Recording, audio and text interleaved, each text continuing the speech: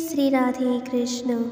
हमारे शास्त्रों में बताया गया है कि एकादशी का मूल उद्देश्य भूखा रहना नहीं है, बल्कि परम भगवान श्री कृष्ण के प्रति हमारी श्रद्धा और प्रेम बढ़ाना है। हम भगवान का अधिक से अधिक नाम स्मरण करते हैं और उनके भक्तों के संग में रहकर उनकी लीलाओं का श्रवण करते हैं तो भगवान के प्रति हमारी आसक्ति बढ़ जाती है और अंततः हमारा हर एक कार्य सिर्फ भगवान को प्रसन्न और संतुष्ट करने के लिए ही किया जाता है।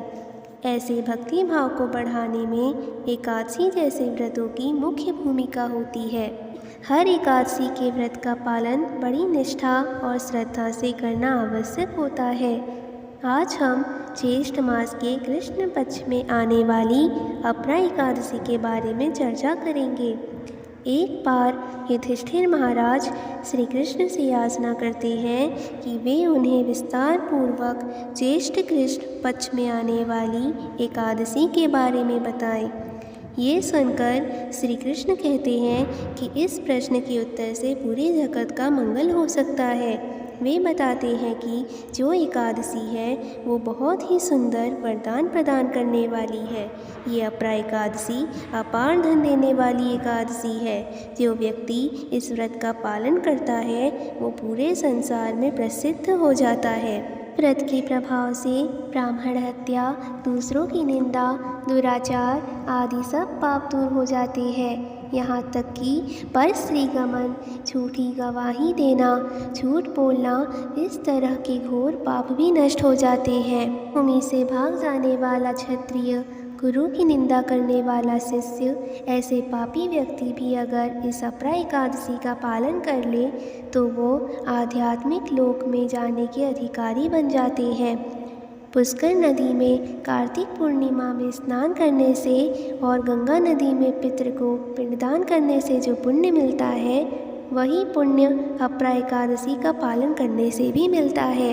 इसकी कथा कुछ इस प्रकार है। प्राचीन काल में महिध्वज नाम का एक पुण्यवान राजा रहता था, लेकिन इस राजा का छोटा भाई वज्रध्वज बहुत ही क्रूर और अधर्मी व्यक्ति था और वो अपने बड़े भाई से बहुत द्वेष रखता था। इसी ईर्ष्या के प्रभाव से उसने एक दिन अपने भाई की हत्या करके उसके शरीर को एक पीपल के पेड़ के नीचे गाड़ दिया।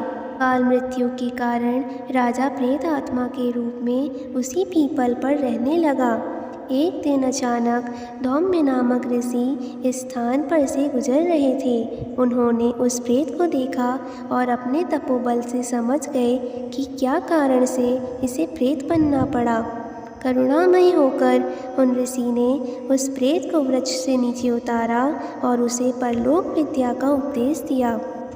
वे ऋषि इतने दयालु थे कि उन्होंने उस राजा को प्रेत शरीर से मुक्त करने के लिए स्वयं अपरा एकादशी के व्रत का बहुत सख्ती से पालन किया और व्रत का सारा पुण्य उन्होंने उस प्रेत को अर्पित कर दिया।